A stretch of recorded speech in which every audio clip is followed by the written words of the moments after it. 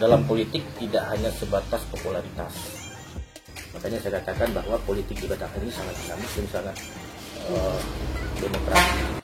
Oke, pemimpin seperti apa yang harus dipilih oleh masyarakat Batang hari ini? Maka pemerintah daerah harus punya data yang cukup baik. Kemudian kita harus tahu juga yang menyatakan bahwa suatu daerah tertinggal indikatornya apa. Nah, kalau pandangan Bapak sendiri untuk Batang hari ini dalam kurun waktu 5 tahun terakhir itu seperti apa?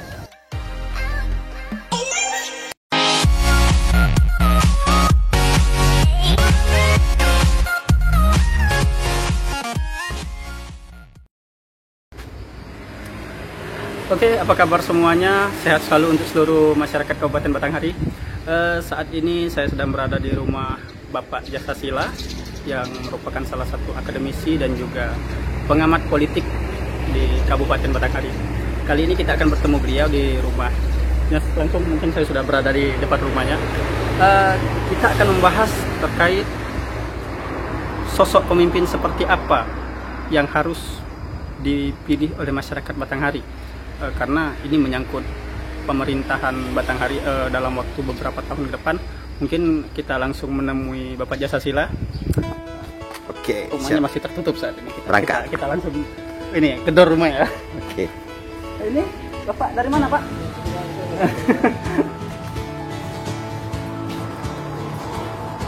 Kita gerbek ya. Ya, kita coba. Kali ini kita coba konten langsung ke rumah beliau. Gedor aja. Assalamualaikum. Oh, iya.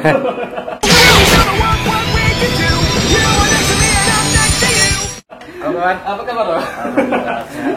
Ini kami lagi ini buat konten YouTube di RT Channel. Iya.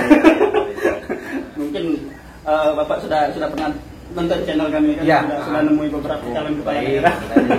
Di dalam apa di luar kita? Terserah tuan rumah. Iya. Mau di luar atau di rumah, Mbak? Tapi nampaknya di luar ini lebih keren nih. Oke. Kita di luar aja ya. Di luar. Mari. Apa kegiatan sekarang, Pak? Kegiatan masih sibuk di kampus. Dosen sebagai dosen. Ya. Lagi istirahat nih. Suasana di sini ada kolam renang. Boleh nih kita sekali-sekali nyebur di situ. Silakan. Iya. Silakan. Aduh. Lagi santai. Santai. Karena kita nih ada buat sedikit bincang-bincang santai. Iya. Masalah sekarang ini kan lagi momen pilkada. Iya. Jadi sebagai akademisi dan juga sebagai pengamat politik di Kabupaten Batanghari, kami mau minta sedikit pendapat dari praktisi politik. Ya, kalau pengamat politik salah. Oh, bukan pengamat politik. Itu yang mati lain gitu ya. Gitu. Praktisi politik. Ini kan yang kita tahu sudah ada mungkin bakal 3 pasangan calon untuk di Kabupaten Batanghari. Oh gitu ya. Jadi mungkin Bapak sebagai praktisi politik mungkin bisa memberikan sedikit pencerahan lah untuk masyarakat Batanghari ini kan, sosok pemimpin seperti apa yang harus kita pilih di Kabupaten Batanghari. Iya. Kita berbicara secara umum lah dulu ya. Bicara secara umum, bahwa kita berbicara masalah politik, tentu ada beberapa tahapan yang perlu kita lalui, baik diketahui oleh masyarakat maupun oleh bakal calon. Dalam politik tidak hanya sebatas popularitas, tidak hanya sebatas aksesibilitas, artinya tingkat penerimaan. Orang yang sudah populer dengan tingkat penerimaan yang cukup tinggi, belum tentu elektabilitasnya tinggi. Ini yang menjadi catatan dan perlu kita sikapi. Dalam kontestan pilkada ini, baik itu pemilu ya, baik pilkada, pileg, elektabilitas itu yang perlu dicapai. Elektabilitas itu. Tapi untuk mencapai elektabilitas tentu harus punya popularitas dan aksesibilitas, artinya tingkat penerimaan yang tinggi. Gitu. Makanya dengan seringnya kandidat-kandidat turun, Itu untuk menaikkan popularitas. Itu loh, dengan istilah belusukan itu. Belusukan tadi. Untuk meningkatkan popularitas dulu. Kemudian melihat bagaimana tingkat penerimaan. Bagaimana responsif dari masyarakat itu. Respon masyarakat setelah ada popularitas, mungkin seperti Dwi sudah populer. Tapi kalau untuk bertarung di pilkada, misalnya ini belum tentu, belum tentu tingkat keterpilihannya. Iya. Ya, tingkat keterpilihan. Kita sudah tahu langkah-langkah di dalam menghadapi pilkada atau pileg, pemilu lah secara umum. Itu kira-kira yang perlu diamati secara umum, ya, secara umum. Kalau itu kan dari sisi untuk mungkin sosok orangnya. Ya. Selain dari itu apa penentu yang bisa menjadi tingkat penerimaannya tadi? Tingkat penerimaan. Ya. Artinya popularitas dulu, tingkat penerimaannya, baru tingkat keterpilihan. Politik di Batanghari, sejak saya mulai tahun 2002, saya melihat perkembangannya itu sangat dinamis dan sangat demokrasi. Tingkat demokrasinya sangat bagus, kemudian peta politiknya juga sangat dinamis. Ya. Itu dibuktikan bahwa tidak ada kepala daerah yang menjabat 2 kali berturut-turut untuk di Batanghari. 2 kali berturut-turut. Iya. Tapi kalau tingkat penerimaannya di selang-seling gitu, selang-seling, itu sudah terjadi gitu. Sudah terjadi. Artinya apa? Dinamis dan tingkat demokrasi di Batanghari ini cukup baik. Itu menandakan bahwa masyarakatnya sudah sangat cerdas. Ya. Penilaiannya tidak hanya sebatas kesukaan, tapi ada mungkin faktor-faktor lain yang sangat mempengaruhi terhadap pilihan masyarakat. Bisa jadi dari kinerja juga. Bisa terjadi dari kinerja, banyak faktor. Bisa dari hubungan kekerabatan, bisa dari sifat sosial, kemudian itu tadi kinerja dan track record selama peserta ini melakukan kegiatan-kegiatan sebelumnya. Makanya saya katakan bahwa politik di Batanghari ini sangat dinamis dan sangat demokrasi. Tetapi ya ini mungkin dari pandangan Bapak sendiri dalam 10 tahun terakhir atau 15 tahun terakhir, kan sejak diberlakukannya pemilihan umum secara langsung, kepala daerah itu berganti-ganti. Dan tapi waktu itu yang kita tahu, yang bertarung di pilkada itu orang ya. Kan almarhum Pak Abdul Fattah, Pak Kinwan, dan Bupati saat ini. Tapi kan ini di tahun 2020, pilkada 2020, ini wajah-wajah baru. Ada Pak Badil, ada Ibu YA, ada anak dari almarhum Pak Fattah, Hafiz, dan juga ada Mahdan. Mungkin Kamilia sudah pernah ikut di sebelumnya. Terus ada satu lagi satu ini, Sekda Batanghari ini, mantan Sekda kan Pak Badil. Ini kan ini menarik nih. Berarti mungkin tidak akan ada intervensi dari yang kita tahu terkadang jika petahana itu melakukan berbagai upaya ya, tetapi ini kan wajah-wajah baru. Makanya saya katakan tadi bahwa politik di Batanghari ini cukup menarik, sesuai dengan slogan Batanghari ayahnya tenang. Dia tenang tetapi menghanyutkan.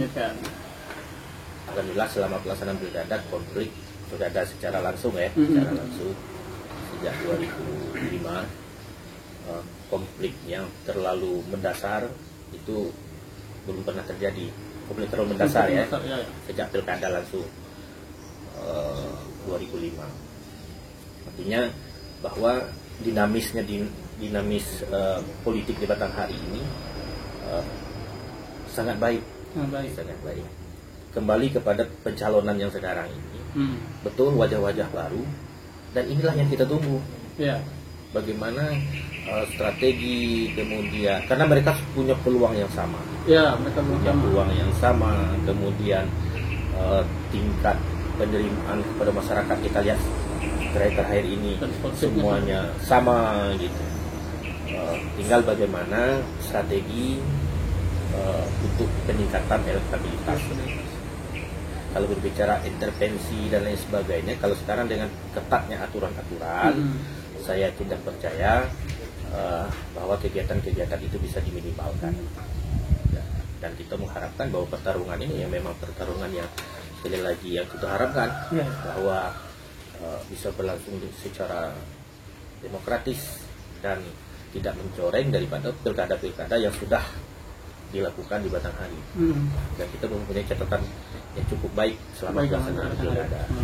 Dari mulai dari 2005. Ya, pilkada langsung 2005 ya. Pilkada langsung. Kalau kita lihat dari 3 calon, ya. 3 calon itu kan mungkin sudah mempunyai visi misi dan program kerja lah. Ya, bakal mereka laksanakan kalau terpilih. Mungkin pandangan Bapak sendiri, sosok seperti apa yang mesti dipilih oleh masyarakat Batanghari ini, karena kita tahu mereka menawarkan program kerja, menawarkan visi misi, mungkin ya, hampir sama lah, 50% hampir sama visi misi. Tapi kan terkadang kalau kita lihat mundur ke belakang, Batanghari ini seperti apa?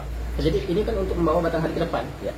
Jadi seperti pemimpin seperti apa yang harus dipilih oleh masyarakat Batanghari? Jadi kalau berbicara visi misi, semua visi misi yang akan ditawarkan, kenapa saya katakan akan ditawarkan, karena kita belum mendengar secara langsung melalui lembaga resmi yang biasa diselenggarakan oleh KPU yang ditawarkan oleh para kandidat. Saya yakin nanti visi dan misinya mengarah ke yang terbaik. Dan semua kandidat mempunyai niat yang sama, bagaimana bisa membuat Kabupaten Batanghari ini melakukan percepatan pembangunan. Jadi kalau ditanyakan tadi bagaimana dengan Batanghari dan kabupaten-kabupaten lain, kita hanya percaya bahwa mempunyai semacam peningkatan pertumbuhan dan perkembangan pembangunan, ya, perkembangan pembangunan. Itu ditandai dengan meningkatnya tingkat pertumbuhan ekonomi. Ya. Pertumbuhan ekonomi. Itu indikator kita ya. Karena indikator pembangunan kita lihat di IPM aja lah. Di IPM itu indikatornya bidang kesehatan, kemudian bidang pendidikan, kemudian di bidang ekonomi. Nah, yang harus dikuatkan, kita berbicara ke depan lagi, yang harus dikuatkan pelayanan dasar itulah yang perlu dikedepankan oleh para pemangku kebijakan, mulai dari pendidikan, kesehatan dan ekonomi. Kita ambil tiga penting. Nah, di dalam pendidikan pun ada 4, kalau saya mengatakan ada 4 pilar. Menurut saya ini ya, ada 4 pilar yang selama ini kita amati dan harus menjadi konsen dari siapapun yang akan memimpin nanti. Siapapun yang akan memimpin nanti. Yang pertama, sarana prasarana pendidikan. Ya, sarana-prasarana itu harus memadai. Pasti kalau dalam pendidikan. Ya, masalah pendidikan ini. Kemudian akses daya jangkau daripada pendidikan tersebut. Kita bangun pendidikannya di hutan misalnya, artinya jalan ke hutan tersebut harus bagus. Kemudian kurikulum, oke, itu dari tanggung jawab dari pusat. Yang sangat penting sekali adalah sumber daya manusia, SDM. Semuanya ini bagaimana? Harus terdata dan terpetakan dengan baik. Nah, inilah yang menjadi tugas dan tanggung jawab. Walaupun sebelumnya mungkin ada, tapi supaya lebih terstruktur dan sistematis dalam kita mengambil kebijakan, maka pemerintah daerah harus punya data yang cukup baik. Artinya data. Begitu juga di bidang kesehatan, apalagi di bidang ekonomi. Sektor kita yang paling tinggi penyumbang PDRB-nya adalah sektor pertanian. Ya. Subsektor perkebunan. Itu sawit dan karet. Artinya bahwa yang menjadi perhatian khusus untuk ekonomi dan pertanian. Bagaimana bisa memberdayakan, bagaimana bisa produksi pertanian itu maksimal, bagaimana bisa sumber daya di bidang pertanian ini mampu meningkatkan produksinya. Ekonomi kan kita berbicara produksi, konsumsi, dan distribusi. 3 faktor itu yang kita bicarakan. Bagaimana bisa memproduksi, bagaimana bisa mendistribusikan hasil produksi tersebut, kemudian kita mengkonsumsinya. Cukup untuk mengkonsumsi. Nah, itu kira-kira yang menjadi perhatian daripada siapapun yang nantinya akan memimpin. Dan kalau berbicara visi misi tadi, semua kandidat, semua calon, siapapun yang akan memimpin, baik itu ajang pilkada maupun pemilu legislatif, mempunyai niat yang sama, membangun Kabupaten Batanghari, ya, membangun daerahnya masing-masing. Wabil khusus karena kita berbicara di Batanghari, membangun Kabupaten Batanghari, ya. Membangun dalam hal ini adalah kita akan melakukan percepatan pembangunan. Pembangunan itu dengan sendiri dia bergulir terus, pembangunan ini berjalan terus karena tetap diiringi dengan bantuan dari provinsi dan pusat. Itu berarti butuh kemampuan. Kita tidak bergerak pun pembangunan ini berjalan juga. Tetapi perlu kemampuan. Tetapi yang sangat kita perlukan sekarang adalah percepatan. Kembali bisa cepat. Karena gini, mungkin Bapak sendiri sudah lama di Kabupaten Batanghari, ya, kan pernah juga menjabat 20 tahun lebih lah di legislatif. Nah juga mungkin di kalangan masyarakat itu sudah sering beredar. Batanghari ini katanya kabupaten yang tertinggal. Ya. Tapi kalau menurut saya bukan tertinggal, tapi lambat kita untuk maju. Oke, jadi begini, perlu kita luruskan. Jadi sebenarnya tolak ukur untuk majunya suatu daerah itu apa? Kita kan masyarakat berani ngomong, oh ini tertinggal gitu. Kemudian kita harus juga tahu, harus tahu juga yang menyatakan bahwa suatu daerah tertinggal, indikatornya apa? Nah itu. Ya, apakah kepada diri kita pribadi? Nah, maka saya katakan tadi, setiap daerah tidak bergerak pun pembangunan itu tetap berjalan karena ada dana-dananya tadi. Dan kita selaku masyarakat harus optimis mengatakan bahwa kita maju dan berkembang gitu. Nah, indikator mengatakan bahwa kita tidak berkembang, tidak maju itu apa? Mungkin penilaian dari itu pembangunan fisik. Fisik. Dulu ada tak jalan seperti ini? Dalam kurun waktu 10 tahun terakhir. Ya, 10 tahun terakhir. Tidak. Dulu masih sebagai contoh lah, sebagai contoh di daerah Simpang 4. Dulu Simpang Poluan namanya. Sekarang ganti Simpang Jam. Oh iya, itu nah, kan itu jam. Ya kan ada perubahan itu dan perkembangan. Itu sebagai contoh, tapi itu tidak menjadi indikator secara umum. Makanya kita punya lembaga-lembaga yang resmi dari pemerintah, itu namanya BPS. Silakan dilihat di situ. Silakan diukur, dilihat, diamati data-data yang ada di situ. Jadi kita mengatakan, oh kita sudah berkembang, indikatornya apa? Yeah. Oh kita tertinggal, indikatornya apa?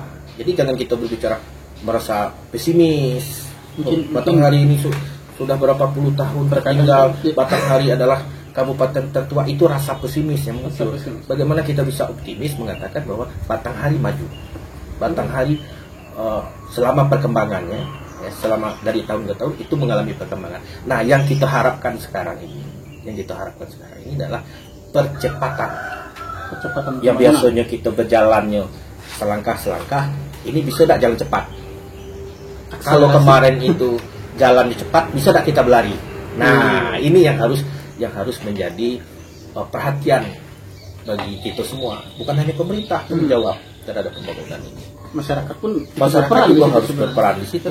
Mungkin gini loh, yang menjadi faktor perbandingan mereka itu, mereka membandingkan Batanghari dengan Kota Jambi, mungkin Batanghari dengan Bungo, mungkin itu yang jadi perbandingan. Jadi masyarakat ini terkadang mindset ya, ini mungkin yang lebih mungkin Batanghari ini tertinggal. Ya, mereka mungkin tidak menyadari potensi apa yang ada di Batanghari. Kalau dibandingkan bisa saja dibandingkan, tetapi sesuai dengan kapasitasnya masing-masing. Dari segi mana yang mau dibandingkan? Mungkin masyarakat daerah X yang di sana juga mengatakan bahwa mereka tertinggal. Coba kita bandingkan dengan Batanghari, misalnya. ada juga daerah lain yang mengatakan, kita ini tertinggal. Coba bandingkan dengan daerah lain. Batanghari juga mengatakan, masyarakat Batanghari sebagian mengatakan, kita tertinggal dengan daerah X. Ya. Padahal masyarakat daerah X ini juga mengatakan itu minta tinggal. Artinya apa? Jangan kita melihat suatu proses tersebut, ya. Bagi contoh, kita mengatakan bahwa daerah hutan tertinggal hanya karena dari satu sudut pandang. Itu hanya melihat kita sendiri. Kita lihat secara umum, ya, secara umum. Jadi dari dulu saya katakan juga, baik waktu masih aktif di legislatif, baik sebagai dalam tanda kutip ya, sebagai oposisi maupun sebagai masuk di dalam sistem juga ya. Saya katakan bahwa suatu daerah itu tidak pernah dikatakan tertinggal. Dia berkembang terus. Sekali lagi kita tekankan bahwa yang sangat kita butuhkan adalah bagaimana bisa membuat percepatan pembangunan. Nah, percepatan pembangunan inilah yang sama-sama kita pikirkan. Kita pikirkan langkah-langkah apa yang harus dilakukan. Kalau pandangan Bapak sendiri untuk Batanghari ini dalam kurun waktu 5 tahun terakhir itu seperti apa?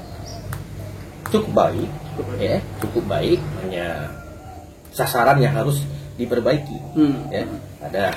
Makanya setiap tahun ke tahun, setiap pergantian pimpinan harus berkesinambungan. Kemudian satu hal lagi di dalam proses APBD. APBD itu anggaran pendapatan belanja daerah. Ada 3 kata di situ, 4 kata di situ. Anggaran, ada pendapatan, ada belanja, ada daerah di situ. Kita biasanya asumsi kita itu hanya memikirkan belanja, konsumtif. Iya kan? Jalan kami belum dibangun. Itu soal yang mereka cinta. Ya.